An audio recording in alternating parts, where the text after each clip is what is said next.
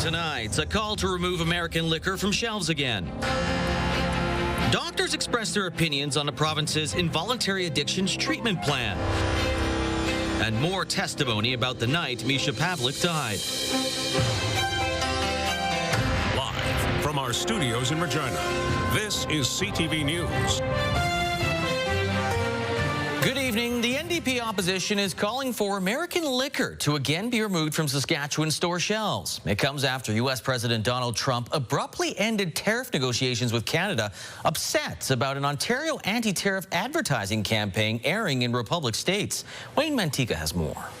High tariffs and Donald Trump calls the multi-million-dollar Ontario advertising campaign fake. The way to prosperity for all nations is rejecting protectionist legislation. The commercial uses the voice of Ronald Reagan from years ago. High tariffs inevitably lead to retaliation by foreign countries and the triggering of fierce trade wars. One expert suggests that the campaign was a mistake. But I don't think it was a good decision to run those ads. I don't think it was prudent. If the long game is not to punch Trump in the face, but the long game is to win a trade agreement, then I think this was a mistake. Opposition New Democrats believe now is not the time to back down, as they call on Scott Moe to punch back. Getting that infrastructure built, those rail lines, those pipelines, those transmission line, power lines right across this country.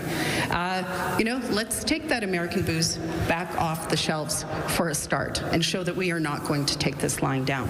Manitoba's premier supports the Ontario campaign. So to my good friend Doug Ford, keep the ads on TV. They're effective, and this country is behind you. The Prime Minister says U.S. trade policy has changed. And we stand ready to pick up on that progress and build on that progress when the Americans are ready to have those discussions. And that's what Saskatchewan's Premier has urged the Prime Minister to do. Wayne Mantika, CTV News, Regina. Now, last night, the Saskatchewan Party hosted their annual Premier's Dinner. More than 1,000 people attended the event that featured the Premier and his team outlining their priorities for the year ahead. Scott Moe's overall message was one of optimism for the province, with a focus on a strong economy and safe communities while investing in healthcare and education. Those themes also present from the government's throne speech earlier this week. Now, Saskatchewan's Health Minister Jeremy Cockrell heard from doctors on the province's plans to use involuntary addictions treatment, with some fearing it will make people's addictions worse. Keenan Sorokon explains why. This is absolute garbage. Doctors who work closely with addictions and homelessness aren't in favor of the Compassionate Intervention Act. Opens the door and precedent to do it to more people. So letting this fly, letting this happen for even one person is too many. Dr. Brabant says forced treatment goes against the central tenet of medical ethics, patient autonomy. She says you can't force treatment for someone who doesn't want it. Health Minister Jeremy Cockrell says these are difficult conversations that will continue, but the province isn't backing down. These can be controversial and thorny topics. There's space, there's need for us to continue working with experts in this field. Dr. Sean Groves feels there's a disconnect. The Laurent doctor has seen 20 to 25 new HIV cases the last couple of years after more than a decade of stability, and he says this spike in cases coincides with the province's move away from harm reduction, like not giving clean pipes and not handing out needles unless a used needle was brought back first. I'm not sure that when the minister says recovery, it means the same thing as what I think of when I say recovery. Brabant wonders if the legislation is meant for people presenting a danger to themselves or others, where is the line? She says smoking is highly addictive and causes a wide variety of health problems as well, but addressing the root cause should be prioritized. I think the big issue is a lack of understanding of the continuum of care that's required to get people to a point where recovery can be beneficial in their lives. Cockrell says there are doctors in support of this legislation, and he needs to balance these concerns with the concerns of Saskatchewan families. Keenan Sorokon, CTV News, Saskatoon. A 32-year-old man from Edmonton is facing drug trafficking charges after an investigation in Swift Current. On October the 21st, a search warrant was conducted at a residence in Swift Current by members of Saskatchewan RCMP and Alberta's law enforcement response team. Officers seized 255 grams of cocaine, cash, 4 mobile phones, brass knuckles, trafficking paraphernalia, and 18 cartons of unstamped cigarettes. 32-year-old Tristan Humanick Francis was arrested at Central Avenue North in Swift Current. He appeared in Swift Current Provincial Court on October the 22nd. Well, the first of the 4-week trial for the man accused of killing 19-year-old Misha Pavlik in 2006 has come to a close. Today, court heard from a party attendee who attempted to break up a fight Pavlik was involved in. Donovan Mace has the details. A witness who attended a fatal party in 2006 says he became a victim himself when he attempted to break up a fight and help Misha Pavlik before he was killed. Pavlik died at a party near Last Mountain Lake May long weekend in 2006. The man accused of killing him faces a second-degree murder charge. Because he was a youth at the time of the alleged offense, he cannot be named. Now, 19 years later, Derek Enns recounting the events of May 21st, 2006, saying a group of men he did not know attacked Pavlik multiple times before he and some friends stepped in. It was 3 or 4 on 1, Enns telling the court. I just watched Misha get pushed around and beat up. I went in there to help defend him, he added. Enns testifying as he attempted to break up the fight, the attackers turned on him, chasing him to the ground and stabbing him multiple times. Someone across the fire said, Derek, you're bleeding. Enns remembered. I lifted up my shirt and blood was oozing out. In cross-examination, the defense questioning Enns' testimony as well as previous accounts he gave to police and in court, pointing to a 2006 testimony in another case when Enns claimed to have drank 3 beers before the fight, while in this case, he says he had just opened his first. Today's testimony concludes the first of the scheduled 4-week trial, which will see nearly 50 witnesses take the stand. The trial resumes Monday here at Court of King's Bench. Donovan Mace, CTV News, Regina. Meanwhile, up in Saskatoon, an emotional day at Court of King's Bench as a homicide victim's best friend took the stand. CTV's Laura Woodward has the latest on the Andrew Rosenfeld murder trial.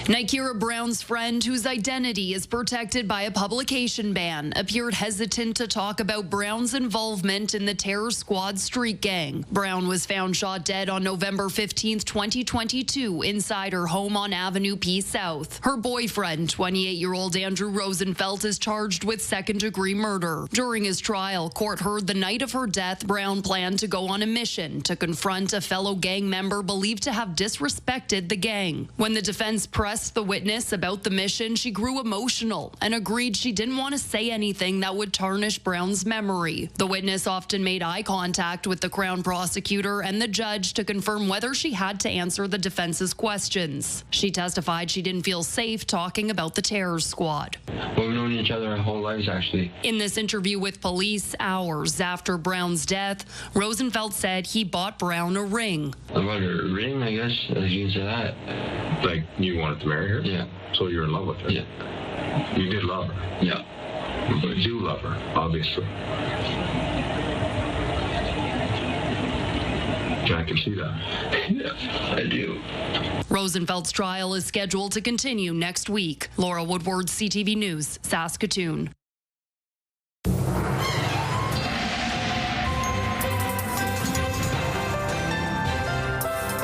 Okay, Sabine was supposed to be at a local establishment for the Jays game, and I hope this is not an indication our systems aren't working, which I really hope is an indication how the series is going to go for the Jays. But let's do weather. Why would you do that? I don't know. I'm not saying it's going to be your fault. I'm just saying. No, it's not my fault. Okay, you know what? Let's get straight to the weather. Apart from the bad juju that he just put out into the universe, we're going to talk about how great the weather was today in the province. We saw temperatures well above average, a lot of sunshine, and not too bad when it comes to the wind either. Now, we will start to see a shift eventually near the end of the weekend, but as we head into tomorrow, the temperatures are expected to continue to climb. Today, we saw temperatures in the Regina area very warm. Even right now, current temperatures still sitting in the double digits. Maple Creek currently sitting at 19 degrees. For Regina, we warmed up to 17 late this afternoon, and the average is about 9 degrees. So I'd say we're doing pretty good. And like I said, we're going to continue to warm up as we head into Saturday, and I'll have all those details, including when the cool down is coming, in your full forecast in a bit. Lee? Kind of dodged that question. Oh, because the Dodgers, now I get why, okay. Graduates of the Indigenous Social Work Program at the First Nations University of Canada returned to the post-secondary school today for a conference on some of the challenges that they face. Mick Favel has the details. The Indigenous Social Work Program is one of the leading programs at the First Nations University of Canada. Now an alumni group has brought the past, present, and future members of the faculty together to talk about the issues members face after completing their education and in the working world. We really focus on this theme of self-determination and how can we, bring our knowledge and our background to the social work profession, and also to really help clients, but to make sure that we're living up to our values and ideals as Indigenous social workers. In 2023, the Indigenous social work faculty celebrated 50 years of activity. The program has produced generations of professionals working across the province. Brianna Lara has been working in child protection since she left university 4 years ago. She has experienced both an Indigenous and non-Indigenous led approach to the field. It was a different lens for sure, just walking in both worlds, especially because a lot of people don't understand community and how our families need that connection. So it was always about the individual, and not about everybody else that is connected with family and community. Misha Stonechild is another graduate of the program. She went directly to an Indigenous-led organization and says the transition was simple, with similar values shared all around. I feel like it did set me up to be able to understand different points of views and to be able to apply what I learned in school into my practice, but also all the different tools that I've learned throughout my academic career applied to my field professional career. Many of those now out in the field have shared experiences, sometimes feeling like the only Indigenous person in the room. The alumni group is looking to form a support system for those who may be struggling and to lay a foundation for future graduates. For our students, for our current students, to be able to see, where the BISW graduates are, where they're working, the impact that they're having, so that they know, all the different paths that are available to them as well. Other Indigenous social work professionals who are not alumni are welcome to join the group and their movement towards self-determination. Mick Favel, CTV News, Regina. Well, today is an important day for environmental activists. For them, October 24th is International Day of Climate Action. In front of Regina City Hall, people gathered to voice their concerns in a rally that was led by the next generation. Damian Smith was there and has the story. Kike Duick is representing Regina youth who are worried about the future of the environment, organizing a rally in front of City Hall. We're not going to have a steady and easily livable future because that wasn't handed down to us. And I feel like if youth voices were represented, we would have a better future. The 12-year-old has been passionate about the environment for 2 years now and is pushing for a cleaner world as they continue to deal with climate anxiety. It has taken so much from me to be able to take this action, and there's so much that I want to be doing in life other than just standing in front of and hoping that the leaders will take action. October 24th is marked as International Day for Climate Justice, which is to demand affirmative action, accountability, and equity from those in power. And the rally is calling out all three levels of government. Advocates want them to prioritize long-term survival over short-term economics. City Councillor Shannon Zakiniak is also the vice chair on the Federation of Canadian Municipalities Green Municipal Fund, and she says that the City of Regina has passed a strategic plan embracing the role of environmental stewardship. These are not just environmental opportunities for our community.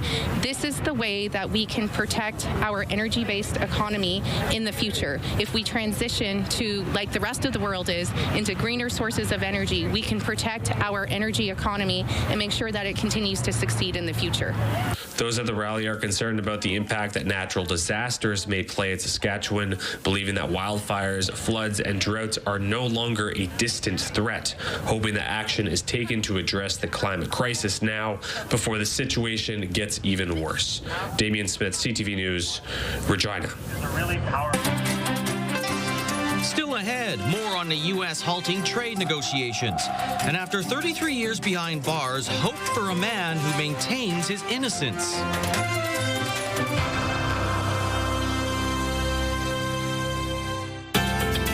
Your morning just got a little brighter. Start your day with CTV Your Morning, and you could win $20,000. For your chance to win, watch CTV Your Morning Saskatchewan, weekday mornings 6 to 9. Back to our top story. The U.S. president delivered an unexpected blow to Canadian industries, announcing last night that he's terminated trade talks with Canada. Donald Trump says the decision is over an anti-tariff ad paid for by the Ontario government. Annie Bergeron-Oliver has more on the fallout. Rejecting protectionist legislation and promoting fair and free competition. Ontario's $75 million ad featuring the voice of the late Republican President Ronald Reagan was only on the air for about a week, but it appears to have hit a nerve. The U.S. president repeatedly attacking the ad, saying Canada has fraudulently used an advertisement, which is fake, featuring Ronald Reagan speaking negatively about tariffs. Based on their egregious behavior, all trade negotiations with Canada are hereby terminated. What happened is one of the leaders in Canada was running ads in the United States on tariffs that took President Reagan's words out of context. But there is skepticism even among Republicans that the ad alone is to blame for the terminated talks. The fact is that the negotiations with the Canadians have not been very collegial. They've not been going well. I think the president's very frustrated. Canadian negotiators seeking relief for hard-hit sectors like steel and aluminum were just in Washington. And as late as Tuesday, Canadian sources were telling CTV News a trade deal was close and progressing well. We can't control the trade policy of the United States. Prime Minister Mark Carney, who is off to Asia, where he will be attending global summits alongside the U.S. president, says Canada stands ready to talk. We stand ready to pick up on that progress and build on that progress when the Americans are ready to have those discussions, because it will be for the benefit of workers in the United States, workers in Canada. The Conservative leader lays the blame on the Prime Minister. The responsibility rests with the national government and its head, and that's the Prime Minister. And Mark Carney has broken his promise. The advertisement will run as scheduled during the first 2 World Series games. But the Premier's office says that in speaking with the Prime Minister, Ontario has decided to pause its U.S. advertising campaign on Monday. Annie Bergeron-Oliver, CTV News, Ottawa. Meanwhile, Canada's and America's trade troubles has caught the attention, actually, of the Pontiff. Pope Leo said today Canada and the U.S. are experiencing great difficulties. Two countries that were once considered the closest allies at times become separated from one another, and it's another proof, another expression of why synodality, listening, and dialogue are so important, and how they have concrete applications in our daily lives. The Pontiff was responding to a question from a Canadian bishop during an event focused on possible reforms for the church. Pope Leo suggested that process could have lessons for the U.S. and Canada. Canada's first ever defense industrial strategy will be made public no later than Christmas. A roadmap for harnessing innovation and turning ambition into advantage, where we will lay out our needs, our sovereign capabilities, and sectors where we have clear comparative advantage. First thing is, the minister says the document will map out the government's plan to build up the domestic defense manufacturing sector. Ottawa says it will place a premium on dual-use technologies that serve both civilian and military needs. Major developments in the case of a Quebec man who says he was wrongfully convicted 33 years ago. The Justice Department says there may be grounds to believe there was a judicial error in the case of Daniel Jovelet. Jean-Michel Boschman has more. A ray of hope for Daniel Jolivet after 30 years behind bars maintaining his innocence. His case will be investigated. Anxiety, stress, and all that, it kind of left me. Then I was all tingling and shaking. And it was I've been waiting for that decision since November 14, 1992. His lawyer, Nicolas Saint-Jacques, received a letter he hopes will open prison doors and lead to his release within weeks. There might be reasonable grounds to believe that a wrongful conviction probably occurred. The Justice Department confirmed the case will now be sent for investigation, clearing a significant hurdle. Maybe you could get released pending the final decision by the minister. Jolivet was convicted of a 1992 quadruple murder. 2 drug traffickers were gunned down, along with 2 women who were at the wrong place at the wrong time. Jolivet was a career criminal, and evidence against him rested largely on the testimony of a former police officer turned criminal turned informant. His lawyer says he and his team discovered significant evidence that was not disclosed at trial. There was a lot of information that showed that he wasn't at a restaurant the day after the murder where he would have confessed the murders to the collaborating witness. The Justice Department's decision comes after years of refusals, but this summer, Quebec's Crown Prosecutor's Office concluded Jolivet may not have had a fair trial. He knows this is just a first step, but he has started to imagine life on the outside. After 33 years, I'm coming outside there from another planet there. What's happening? We still don't know just how long it will take to get through all the legal steps that could one day clear Daniel Jolivet's name. Geneviève Beauchemin, CTV News, Montreal. Coming up, a Saskatchewan town is looking to sell the naming rights of its community to the highest bidder.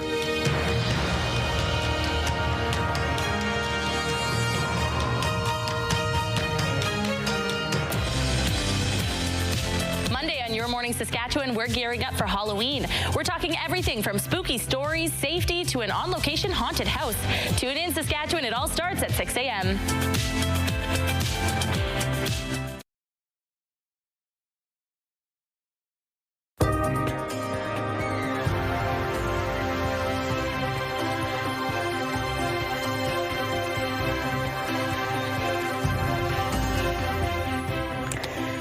Pardon my casual attire. I was hoping to be out and about watching what the fans are doing for the first game of the World Series, but instead we are back here in the studio with a beautiful shot of Mosaic Stadium, courtesy of course, our Skycam, brought to you by the Hospitals of Regina Foundation Home Lottery. Early bird deadline tonight at midnight. So make sure you take advantage of that if you are hoping to get in on the early bird draws. The deadline is tonight to make those purchases. We had a beautiful day in the Queen City, warmed up to 17 degrees, currently sitting at 13, winds at about 20. We didn't really have those strong wind gusts coming through parts of Saskatchewan today. We will, for the most part, the winds might pick up just a little bit, but the temperatures are going to continue to be quite nice, especially for the weekend. Now, Sunday is a different story. Let's focus on what's to come tomorrow. But first and foremost, this is what we were dealing with today. So there was a little bit of cloud cover coming through on the radar satellite, but even the north didn't really see much when it comes to precipitation or active weather. Now, as we head into the evening, we may see a little bit of cloud cover roll through, so some areas could have the beginning of your day, first thing in the morning, start out a little bit more cloudy than you would like. Of course, you can see a strip of that cloud cover from Saskatoon, Swift Current, Maple Creek. Parkland could see some light cloud cover as well, but as the day progresses, it's not until we get into the evening that more of that cloud cover rolls in, and by tomorrow morning, we can expect to see some rain. Now, as of right now, it doesn't look like there's any snow in the forecast, and of course it won't, because especially Sunday, tomorrow as well, our temperatures are nearing 20 degrees. So very warm temperatures ahead, especially for Sunday as well, staying in the double digits. So rain is on the way Sunday. It's not a big system coming through. So first thing Sunday morning, we'll see it come through the southwest. Originally, the system looked like it was going to stay in the southwest and central Saskatchewan, but now it does look like we're going to have a little bit of that come through the Parkland late afternoon on Sunday. So Regina could see some scattered precipitations late morning, early afternoon, and then on into the Parkland, and even down in the southeast, Estevan seeing some scattered precipitation as well. It's a fast-moving system, won't see it stick around for long. By the early evening, we'll see it clear out of southern Saskatchewan. And then, yes, if we see what's on the board there, first thing Monday morning, further north around the Lloydminster area, there is some light snow on the way. So again, we've been very lucky. We're almost at the end of October. Haven't really seen much snow except for what we saw over a long weekend a little while ago. But we're going to continue to see these warm temperatures as we head into tomorrow. 9 degrees, so within average for La Loche tomorrow, with a little bit of scattered precipitation. Larange 16 and a mix of sun and cloud, 17 and mostly cloudy for Prince Albert, 12 and a mix of sun and cloud for Lloydminster. Also take note that our lows tonight for many areas still seeing those above zero temperatures, very warm, like North Battleford 9 tonight, 8 for Saskatoon, warming to 19 for Saskatoon and for Yorkton tomorrow, 16 for North Battleford. The Southwest 16 for Maple Creek with current cloudier conditions there, 19 for Moose Jaw, and 19 also for Weyburn, 21 for Estevan tomorrow. Mix of sun and cloud, 19 and mostly cloudy for Assiniboine here. Tonight, 4 degrees is what we could expect for our low, and then tomorrow warming up to 19, could actually get into the 20s, mainly sunny for most of the day. And here's a quick look at your next 7 days. 19 tomorrow. I will talk about our game day forecast in just a second, but real quick, 14 mostly cloudy Sunday, Monday 11, and then we see the temperatures come back down around seasonal. A little bit of a warm up on Wednesday at 11, 8 on Thursday, Friday back down much cooler at 4 degrees. And a quick look at your game day forecast tomorrow. Kickoff as 5 o'clock on the dot, 15 degrees, very calm winds. By the second half, 12 degrees, a little bit of cloud cover. So a beautiful night to get outdoors and enjoy that final regular home game for the Riders.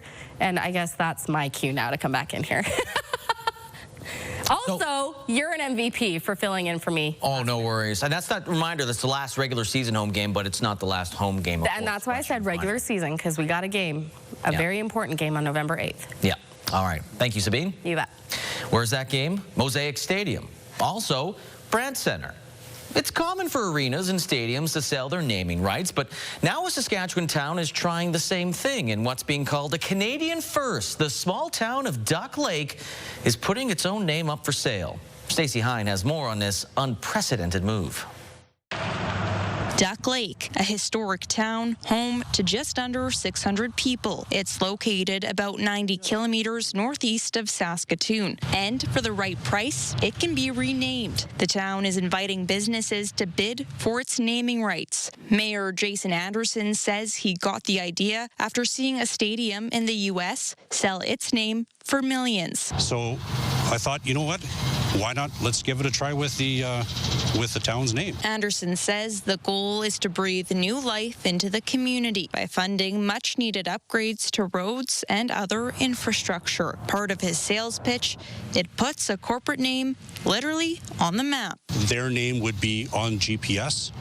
Their name would be on the weather network. Their name would be on all the signage and on all the maps. And that's not just in Saskatchewan, that's worldwide. But there's mixed reaction among locals. I'm so shocked. I didn't think they'd be renaming Duck Lake. Any publicity is good publicity. As long as it promotes our town, I think it's a good thing. The owner of the local general store says it could help the town, which in turn boosts business. I think it's okay. That's growing my store and my town. Duck Lake is widely known as the site of a significant battle during the Northwest Resistance in 1885. Brody Falcon says the town's name represents its history. I'm a little bit annoyed about it, because with the history of the name of Duck Lake, it is not just a name. In a statement to CTV News, the provincial government says council can request a name change, but ministerial approval is required. The town is accepting tenders until March 31st. Then residents will vote on whether or not to rename the town at their next public meeting in April. Stacey Hine, CTV News, Duck Lake.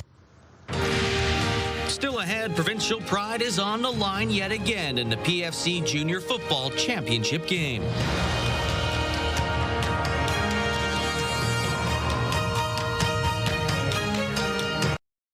Wardrobe consideration in part by Colin O'Brien Men's Shop.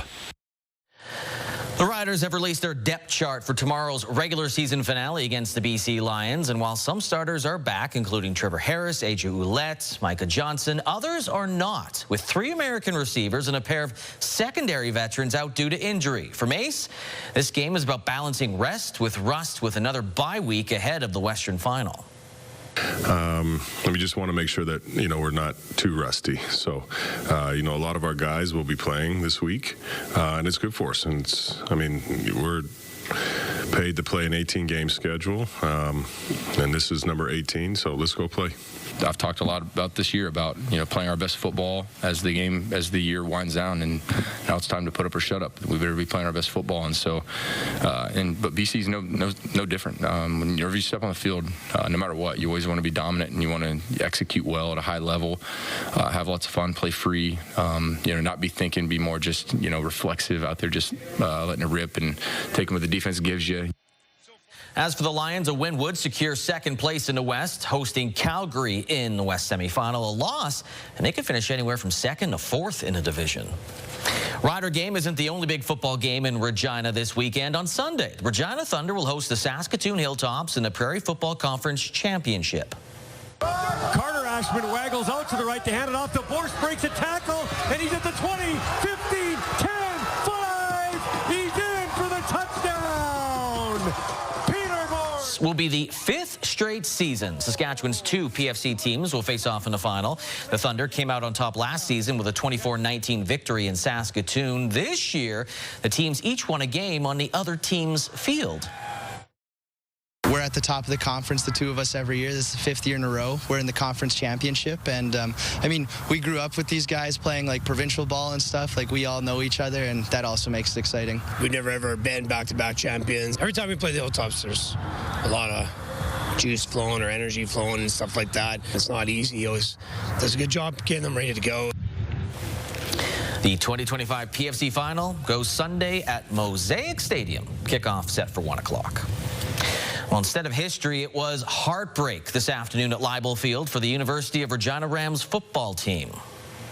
Beato to the outside. Montour cuts back to the middle. He's got a first down and more. Is he going to get into the end zone? Touchdown, Thunderbirds! UBC overcame a 15-point deficit late in the game to force overtime, where the Rams would miss their field goal and the Thunderbirds would make theirs, earning a 31-29 victory. The Rams failed to finish 7-1 for the first time in program history. Instead, their 6-2 record, good enough for second. They'll host Manitoba in the Can West semifinals. UBC wins, clinches a playoff spot. They'll face the first-place U of S Huskies in the other semifinal. Well, the volleyball tournament is celebrating its 20th anniversary this weekend in the Kakowishnaha First Nation. Regina DeClute has more. Hands slamming against the volleyball, spectators cheering. The 20th Cairns Classic Senior Girls Volleyball Tournament has begun on Kakowishnaha First Nation. Good volleyball, for one thing. This year is the 20th annual. So this year is the most teams we've ever had in history. This year we have 16 teams. We have teams from down south, up north. Coordinating about 40 games in 2 days is no small task. Our biggest thing was just trying to work together, right? Trying our best not to overstep and just be as a collective and try to get it done for not just for the nation and the school and the tournament, but for these kids that are participating. The high number of competitors raising the stakes for the home team. Well, there's a lot of high caliber that has come this year. We have a couple new teams that are coming from Weyburn and a couple new Belcaris teams that we invited. So it's going to be a tough battle for them. It's tough every year. While there is a battle on the court, this event brings communities and opponents together at the end of the day. The event is mostly about truth and reconciliation, bringing together teams, friends, family, community. The sport is widely popular on the First Nation, thanks in part to the tradition started 20 years ago by then teacher Chief Ivan Teiporat and Elana Teipotat. Oh, it's huge. It's a massive, integral part in our nation. It's a kind of a cornerstone, I would say. A lot of kids do look at volleyball as an escape for a lot of things, and even just for fun and amusement, really. A lot of entertaining stuff going on here with volleyball. The tournament continues into the weekend, but the legacy that began 2 decades ago will go on to inspire the next generation of athletes for years to come. Regina DeClute, CTV News, Kakowishnaha First Nation. Coming up, the water park is back up and running in Yorkton.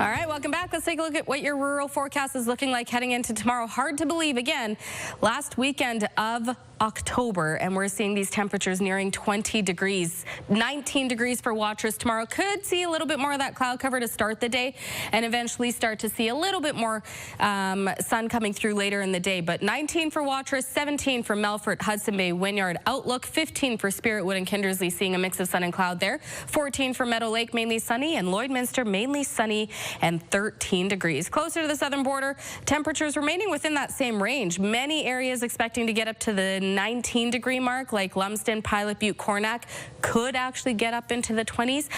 Same for Broadview as well. 16 and cloudy for Maple Creek, Easton Cypress 14, 16 for Rosetown and Leader. The southwest could start to see a little bit more of that cloud cover rolling in before some of the rain arrives on Sunday. So a little cloudy, and I mean, I can't say cooler because we're still seeing above average temperatures for right across the province. If we take a closer look at Duck Lake, located about 95 kilometers northwest of Saskatoon, tomorrow 17 degrees, a mix of sun and cloud. The winds will pick up to about 40. The 17 daytime high could feel closer to about 15, 16 degrees by midday.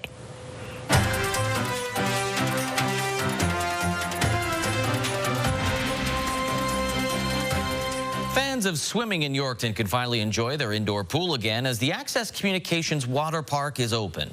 It's shut down at the end of July as part of the facility's biannual renovation and deep cleaning schedule, but this year a major project was on the list.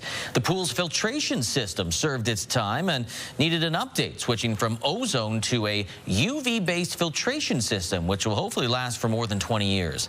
The manager of the Gallagher Center says he is happy with how the renovations went.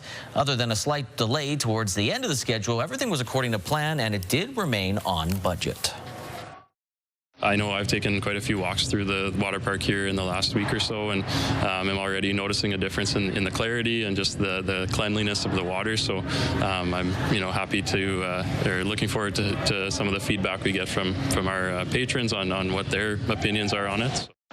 He added that for the foreseeable future, the water park will stay open, no shutdown in sight. Meanwhile, in Alberta, the ProServe certification is supposed to keep the public safe by training bar staff to understand the dangers of overconsumption and impaired driving. But as Kevin Green reports, there are serious concerns about the program because it's so simple. Some people say even a dog can pass the test. Meet Phoebe, the only dog actually qualified to be behind the bar. She's 57 in dog years and successfully obtained Alberta's mandatory ProServe certification, the same training required for humans who serve alcohol. Very proud. You know, she's been leeching off us for about 9 years, and it's about time that she's able to step out in the workforce and pay some bills. You're reaching through. Sure.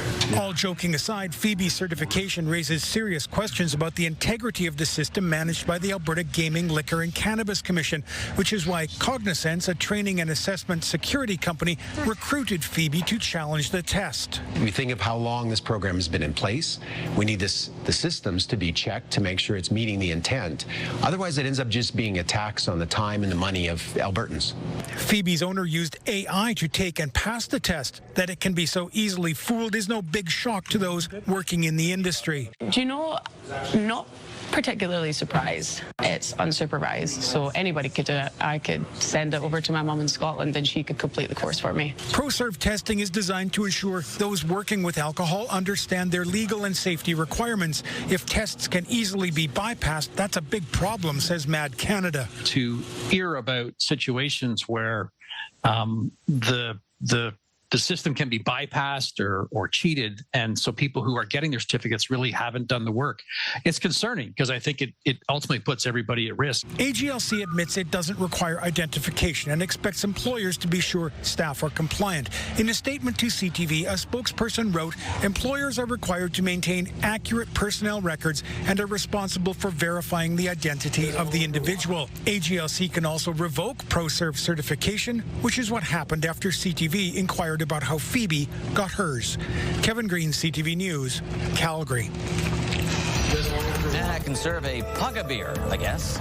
Markets. TSX up 166 points. Dow Jones up 472 points. Canadian dollar, well, it went up, but slightly. 0.05 of a cent to 71.44 cents U.S. On the commodity front, gold down $13.23. West Texas Intermediate crude down 29 cents, while Western Canadian Select crude is up $2.89. Gas in Regina as a result, no movement yet. It's sitting at $1.33.9 per liter.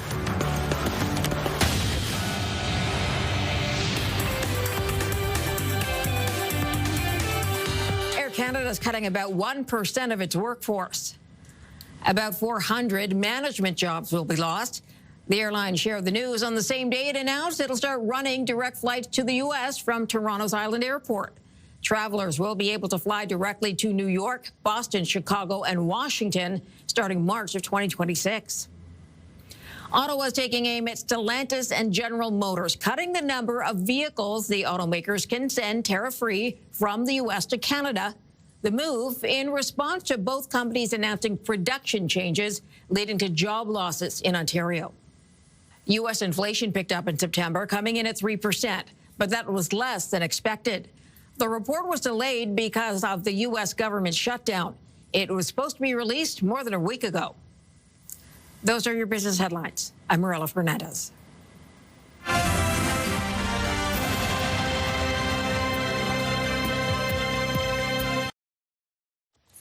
Coming up tonight after the newscast, Celebrity Wheel of Fortune, followed by Special Forces, World's Toughest Test, Boston Blue, which is a spin-off of... Yeah, he's in there. Big Bang Theory, E-Talk, and then you've got your national and local news. All right, some fans are going to great lengths to be at the Rogers Centre for the World Series. That includes a teacher from Halifax who's living in his van in Toronto so he can go to the games. It started, I guess, maybe with 10 games left in the season when the Jays were going after the or the AL East, and yeah, as soon as they clinched, I told my wife, let's buy tickets, fly in, go to the ALDS1. So my wife and I came in. She flew in with me, and then from there, she had to return back to Halifax to teach, and I stayed. I thought it'd be Matt Foley. Kyle Knight is living in the motorhome that he and his wife use to travel in the summer. But right now, obviously, it's geared towards the Blue Jays. Knight is parked in a legal spot, hasn't left the area in about 2 weeks. This Jays superfan says he is tired but excited. I'm exhausted. This morning feels honestly like Christmas as like a 10-year-old boy. Like not a lot of sleep last night, but I honestly couldn't have ridden this dream in my head. Like it's been way more than I ever anticipated. I wanted to come, have a really great adventure, great story, support the team. But honestly, what has transpired in the last 2 weeks it's beyond anything I could have ever imagined. Enjoying the moments. Knight purchased season tickets so he could be assured access to World Series tickets. Originally from Guelph, he will be cheering on his team in person at Game 1 and 2, as well as 6 if necessary. Speaking of, how's it looking? 1-0 Dodgers. It's okay. It's early. It's bottom of the second. Nobody's blaming you and the DeGiro issues not working for the Jays. Sorry. Not working at all.